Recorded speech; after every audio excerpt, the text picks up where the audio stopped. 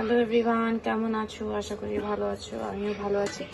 আজকে একটু ডিনারের মেনু নিয়ে চলে আসলাম। দেখো, রোজ দিন না ভাত খেতে খেতে আর ভালো লাগে না, তো আজকে বানিয়েছি একটু মেথির পরাঠা। দেখতে পাচ্ছ, আজকে একটু মেথির পরাঠা করেছি। ঠিক আছে, কালকে এটা আমার অফিসেও হয়ে যাবে। আর একটু ভাত ছিল, সেটা জাস্ট একটু গরম করে নিয়েছি অল্পটুকুন। আর সাথে আমার আছে হচ্ছে ছোট আলু দিয়ে এগ কারি। ঠিক আছে, কালারটা বুঝতে পারছো কি না, মানে সুন্দর কালার, ভেবো না কেউ লাল লঙ্কার গুঁড়ো দিয়েছি। আমি দিয়েছি হচ্ছে এতে টমেটোটাকে ভালো করে পেস্ট করে দিয়েছি। এই হচ্ছে আমার কালার।